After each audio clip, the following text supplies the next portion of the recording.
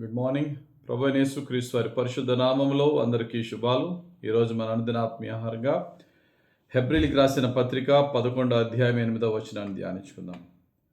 అబ్రహాము పిలువబడినప్పుడు విశ్వాసమును బట్టి ఆ పిలుపునకు లోబడి తాను స్వాస్యముగా పొందనయ్యున్న ప్రదేశమునకు బయలువెళ్ళెను, మరియు ఎక్కడికి వెళ్ళవలెనో అది ఎరుగక బయలువెళ్ళెను.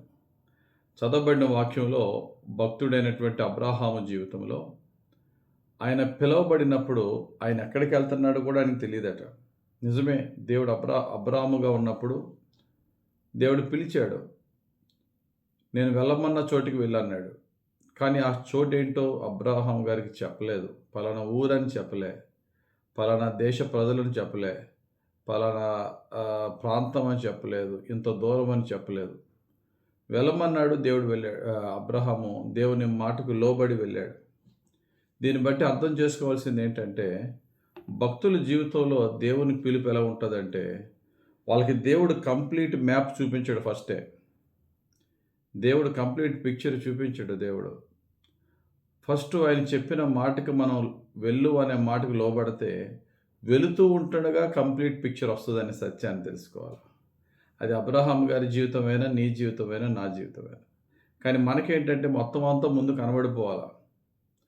కానీ బైబిల్ వాక్యం చెప్తుంది, దేవుని కార్యములు కంటికి కనబడవు, చెవులకు వినబడవు, హృదయానికి అగోచరం.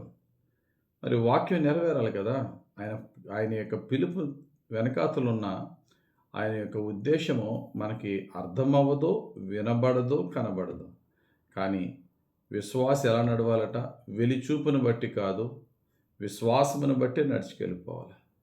అందుకనే హెబ్రీలకు రాసిన గ్రంథకర్త చక్కటి మాట అంటారు. 13వ అధ్యాయం 7వ వచనంలో, మీకు దేవుని వాక్యము బోధించి మీ పైని నాయకులుగా ఉన్న వారిని జ్ఞాపకము చేసుకుని వారి ప్రవర్తన ఫలమును శ్రద్ధగా తలంచుకొనుచు వారి విశ్వాసమును అనుసరించుడి. ఆల్రెడీ ముందు నడిచిన విశ్వాసులను జాగ్రత్తగా పరిశీలన చేసి వారి ప్రవర్తనా ఫలమును శ్రద్ధగా తలంచుకొనుచు వారి విశ్వాసమును అనుసరించుడి. Follow there faith. మన ముందు భక్తులు ఎలా నడిచారో అలా మనం నడవాలి. కానీ మనకి స్పెషల్ రెవల్యూషన్ వచ్చేలా దేవుడు అన్నీ నాకు ముందు తెలిపాలంటే అది జరిగేది కాదు. ఉదాహరణకి నోవాహు గారినే తీసుకోండి, చాలా గొప్ప దైవ సేవకుడు. నోవాహు గారి జీవితంలో ఫ్లడ్ అంటే ఏంటో తెలియదు, మనకి వరదలు అంటే ఏంటో బాగా తెలుసు.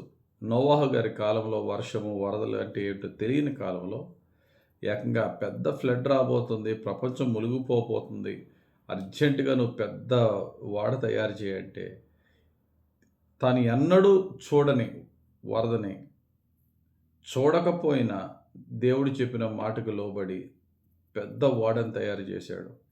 తయారు చేస్తున్నప్పుడు జనాలందరూ విక్రింత చేసి ఉండొచ్చు, ఈయన విక్రింతల పాలవ్వచ్చు. పట్టించుకోలేదు. తనకి తెలియకపోయినా, తాను చూడకపోయినా, ప్రజలు సహకరించకపోయినా, ప్రజలు తృణీకరించి అపహాసించిన దేవుడి మాటకు లోబడ్డాడు. తర్వాత ఏం జరిగిందో మనకు తెలుసు. ప్రపంచం నాశనమైంది. దేవుడు నోవాహు కుటుంబాన్ని నిలబెట్టారు. దేవుని కార్యాలు మనకి అర్థం కావు. ఇశ్రాయేల్ ఐగుప్తు దేశం నుంచి కానాను దేశ ప్రయాణానికి రూట్ మ్యాప్ దేవుడు ఏం చెప్పలే.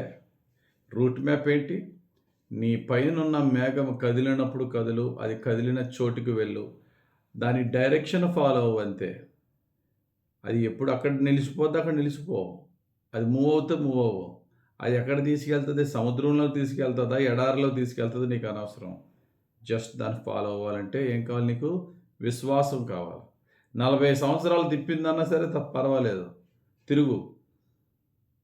దేవుని భక్తులు నడిచిన మార్గాన్ని మనం జాగ్రత్తగా పరిశీలన చేసి నడడం అంటే అదే. తీరా యోర్దాను నది వరకు వచ్చిన తర్వాత, మోషే గారు చనిపోయిన తర్వాత యోర్దాను నది దాటాల. దేవుడు భక్తుడైన యెహోషువకు ఇచ్చిన ఆజ్ఞ ప్రకారంగా దేవుని మందసం పట్టుకున్న మోస్తున్న యాజకులు, లేవీయులు ఆ యొక్క యోర్దాన్ నదిలో నడవమంటాడు. అప్పటికి ఇంకా యోర్దాన్ నది వెనక పరిగెట్టలే, యోర్దాన్ నదిలో రోడ్డు ఏమీ ఫామ్ అవ్వలే. బట్ భక్తుడైనటువంటి యెహోషువ మాటను బట్టి మోస్తున్న వారు యోర్దాను మీద కాలేశారు. వారి కాళ్ళకు, అరికాళ్ళకు, మడములకు వాటర్ తాకిన వెంటనే యొర్దాను వెనక్కి పరిగెట్టింది. కానీ మొదట అడుగు వేయడం మాత్రం మన బాధ్యత. ఎలా అడుగు వేయమంటారండి నీళ్ళల్లో అనలేదు వాళ్ళు. యు వాక్ అన్నాడు, దే వాక్డ్.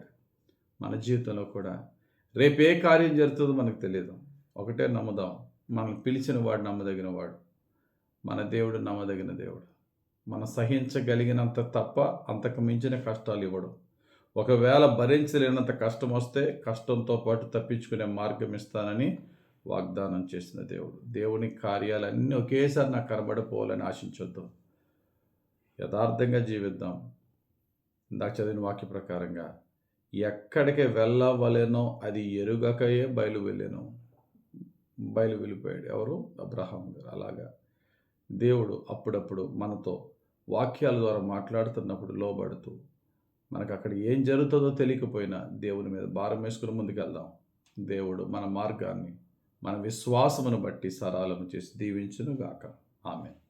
పరిశుద్ధుడా నా తండ్రి, ఈరోజు ఇచ్చిన వాక్యం బట్టి స్తోత్రాలు. ధ్యానించిన వాక్య ప్రకారంగా దేనికి భయపడకుండా ఎన్నడూ నడవని మార్గమును గ్రుడ్డివాని నడిపించు సమర్థుడైన దేవుడు నీవు ఉండగా మాకు భయం లేదయ్యా. నీ మీద భారం వేసుకుని నీ పరిశుద్ధాత్మ శక్తితో, నీ అగ్ని యొక్క కంచి కాపుదల, నీ దోతల తోడుతో మేము ముందుకు సాగిపోయే నీ ఆత్మ నడిపింపు విశ్వాస జీవితం మాకు దయచేయమని యేసుక్రీస్తు ప్రభు పరిశుద్ధ నామములో ప్రార్థించి వేడుకొనుచున్నాం తండ్రి. ఆమేన్. తండ్రి యొక్కయు, కుమారుని యొక్కయు, పరిశుద్ధాత్మ దేవుని అభిషేకం మనల్ని నడిపించి దీవించును గాక. Amen. God bless you. Have very blessed day.